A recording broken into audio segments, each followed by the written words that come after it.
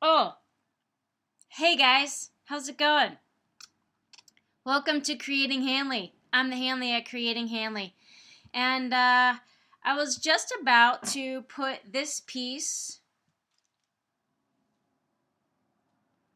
onto a scrap block. So, watch me do this. So, welcome to my crummy adventure. I think I'm going to call this a crummy adventure. I don't know. That's kind of negative, but what I'm doing is I'm piecing crumb blocks. And I have a box of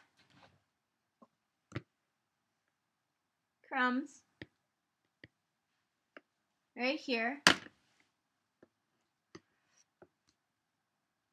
All kinds of fabric pieces cut off. So you can see this is definitely a waste product from some kind of project. This, the same, waste from some Christmas project. This strip, pretty narrow, a waste from some project. I'm trying to find a ruler so I can show you. So if this is an inch, it's just a little bit over an inch, but then it comes down to less than an inch.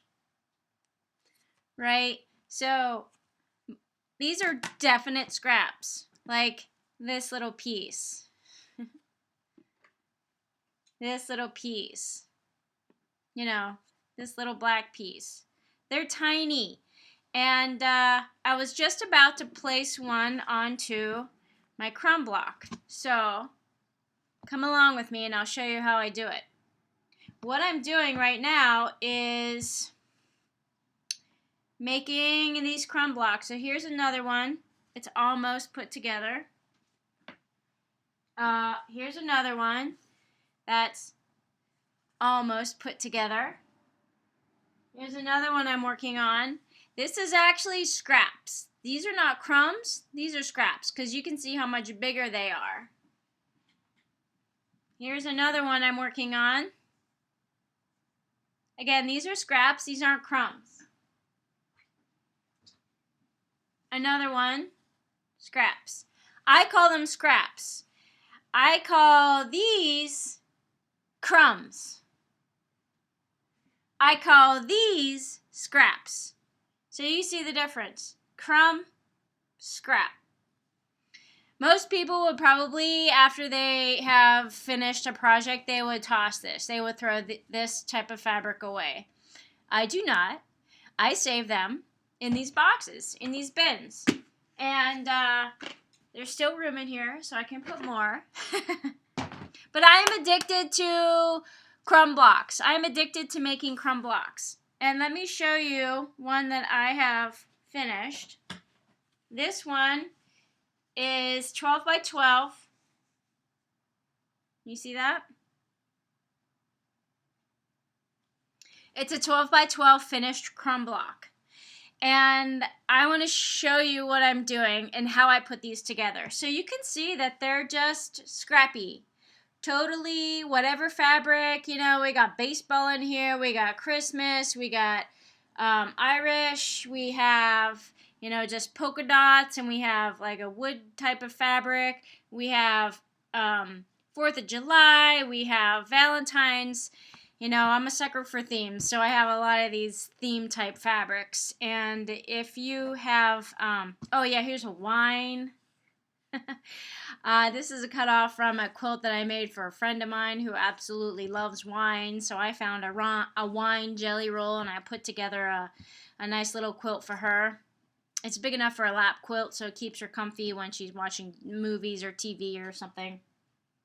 Anyway, I want to show you, look at this little teeny tiny piece.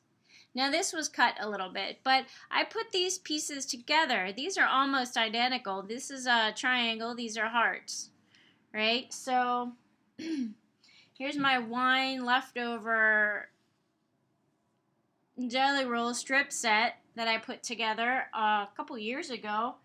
And here's another piece that I'm working on. So you can see I am addicted to making crumb blocks. I love crumb blocks. I just sit here and it's fun.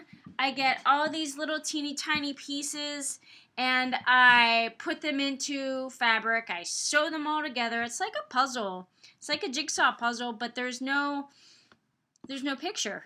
There's no picture on the box. It's just whatever comes together. Look how teeny tiny these are. Right? Yeah. So, and I have very little waste. Here's my waste. Now these I'm not going to use. They're just really too small. But I will save these, and I put these in a pillowcase to make other projects with. So, I mean, the really, really super small stuff I do toss. But it's very, very, very little waste. Also, if you would love to send me your crumbs, I would love to be the recipient of your crumbs. So let me know in the comments if you really do want to send me your crumbs or your scraps or even 2-inch squares that you're not using anymore in a project or leftover jelly rolls or leftover whatever. I am a happy recipient of those. So send them my way. So, but anyway, I was just about to put this piece onto this block right here in this corner. So I just want to show you how I do that. So I'm going to tilt the camera down because, as you know, if you've been following along, I still have a laptop program that I'm using to do these videos. So I know it's not the most modern, and I wish I could because I have the brand new iPhone and it takes fantastic videos. And I wish the phone would talk to the computer. So if anybody out there knows how that can work, please help me. I appreciate all the help I can get. Nobody has stepped up for that, and so these are the videos that at least I can do. So here's a little side note. Sometimes I watch Minnow Pond Tarot, and he's just a fun, uplifting guy who, whether you believe tarot or not, he just, has a message that's super positive. And if you feel down in the dumps, anytime, just watch your sun, moon, rising or whatever, and just see, the message that he has for that day, that week, that month, whatever for you. And you'll find most likely that he's a pretty positive guy. And he says, just do it. Just do it. Don't, even if it's not perfect or you don't have all the right equipment, just do it. Just put it out there. Just get it out there. So I am following his message. And I also want to give credit to Darlene Michaud. She is the one who I really started watching in 2020 when the whole lockdown thing happened. And I bought this new machine because my old singer broke. And I wanted to help make masks for the Million Masks for Medical Staff program. So I started sewing medical masks. Well, not medical masks, but, fabric masks. Fabric masks. And I started watching her videos on how to, quilt and do quilt projects. And she is also a sucker for a crumb block, too. So thank you, Darlene. And a lot of this stuff, and there's a lot of other, content creators out there in sewing that I follow and I currently watch. But I do love her stuff, and she is sort of veered off of the sewing, but she's kind of getting back into it. But anyway, she's also a big sucker for crumb blocks, and so I don't want to copy her stuff. But there's only so many words that a person can say. Like, how do you say crumb? I don't know. When you eat cake or cookies or anything with like bread or anything with crumbs, you say crumbs, right? So that's what this is. This is crumbs. So anyway, I just wanted to show you the block that I'm doing, and I'm just about to do this. So enough chit chat. Let's get down to the brass tacks. So anyway, I'm going to show you how I put this on here and how I create a block. So let's get cracking. All right, so right here, I'm going to put this edge. So I'm putting the pretty sides together, or the right sides together. And so when I flip this over, I want it to be here. And I want it to be enough that I square up this. So if I get my ruler, and if you just look, this edge is square, and this edge is square for the most part. So this little corner right here, you can see maybe in the camera there. This little teeny tiny corner, it's like a 1/2 inch triangle-ish. That is empty. So if I want to square up this side, I need to fill in that little space. So I'm going to do that with this colorful fabric, and I'm just placing this right on the edge right here. And then I'm going to sew on this edge. I know there's a lot of fray right here, but I'm just going to sew right on that edge. And I'm going to use about less than a 1/4 inch seam allowance, probably an 1/8 inch seam allowance, because again, these are crumbs. But you do want to make sure there's enough fabric caught on both sides of the stitch line. I don't know if you can see that. Sometimes my camera is not the clearest. But you just want to make sure that the fabric is caught. There, you can see it on that side. In both sides of the stitch line so that it doesn't fray. And then if you want, you can cut off the fray. And then what you do is you open it up. You can finger press it. And then I'm a sucker for like really pressing the fabric down. So I'm going to take it over to my iron right here. And I know it's far away from the camera, but I just take my squirt bottle and I squirt some water on there. And then I iron it down. And now it lays flat. And so now I can get more of a precision cut on that corner. So I would take this ruler and I would line up this edge, and I just cut along there with my rotary cutter, like so, right? But I'm going to do that on the cutting board, which I'm going to shift the camera so you can see. The cutting board space is right here.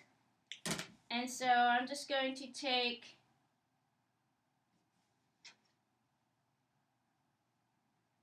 this edge, and with my rotary cutter, my new blade, right along there,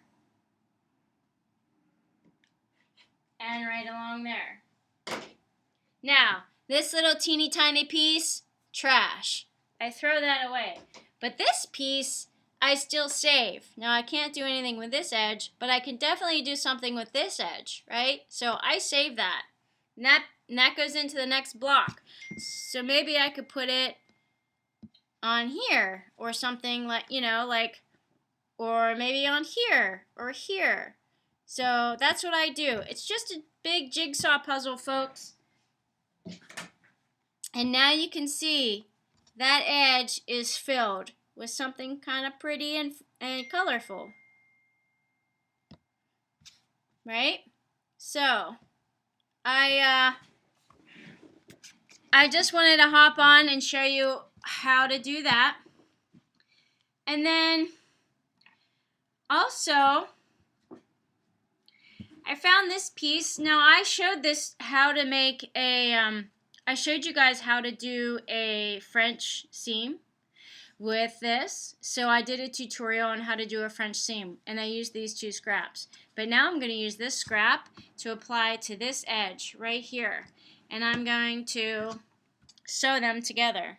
So I'm going to place the right sides together, this onto here, and then I'm just going to sew down this edge.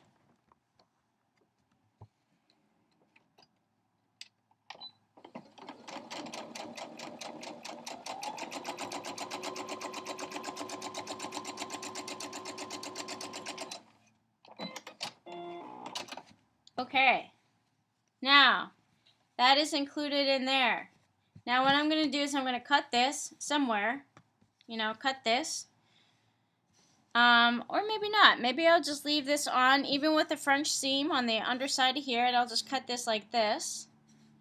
And then this is relatively straight edge. and then I'll include that in a block. So I just wanted to show you how I put together these crumb blocks. Here's another one. Just gonna secure down this edge.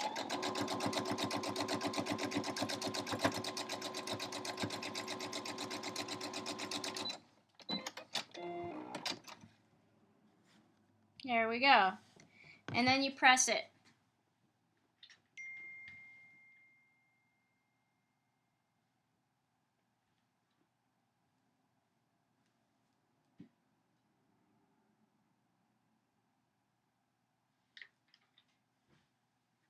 There we go.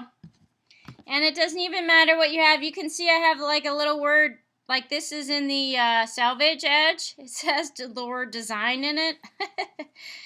You know, stuff like that. This is Padres baseball, Yankees baseball. So, you know, in with Christmas and Valentine's and the wine and celebration and St. Patrick's Day.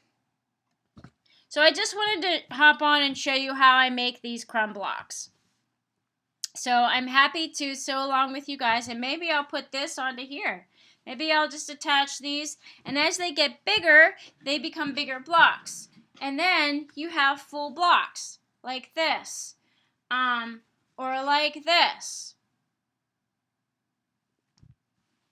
You can make them whatever size you want. I happen to make them rather big, 12.5-inch square, but you can make them small. You can make 4-inch square patches, 5-inch square, 6, 8-inch square patches.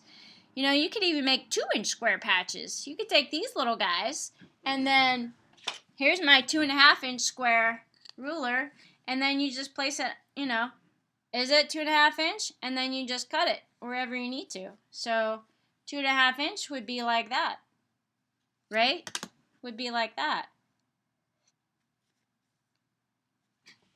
So it's just really whatever you want to do, guys. So that's one way. That is actually one way to do a crumb block. So I just wanted to hop on and show you right there. And I appreciate the time that you took today to sew along with me on my crumb block adventure. Crumb block, crummy adventure, I don't know. What should I call it? You tell me.